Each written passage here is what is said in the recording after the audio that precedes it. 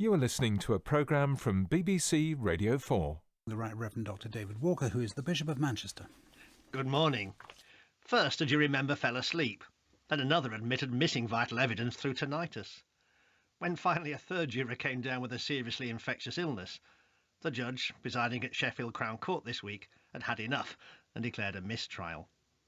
Whilst I feel for those now faced with the ordeal of a second trial, the duty of a judge is to ensure the legal process is fair to everyone involved.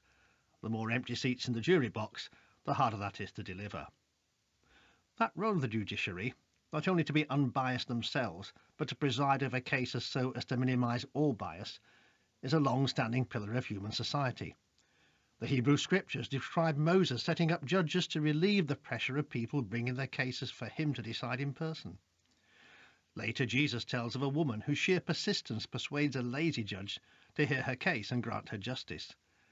One of the key aspects of God, in both Jewish and Christian traditions, is that of the judge of all humanity, a judge who, my faith tells me, combines justice with mercy. Shorn of impartial, independent judges, justice buckles beneath the combined weight of the mighty and the mob.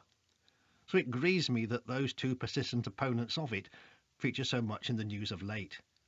We see one in the rioting crowds who set fire to churches and homes in Pakistan last week, retaliating after defaced pages of a Quran were allegedly found near a Christian settlement. Many others balk at the restricting of the power of judges to challenge politicians, enshrined in a new and controversial law that's led to widespread protest across Israel.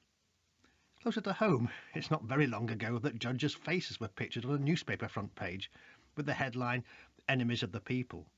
Their offence? Having ruled that the government had exceeded its constitutional powers.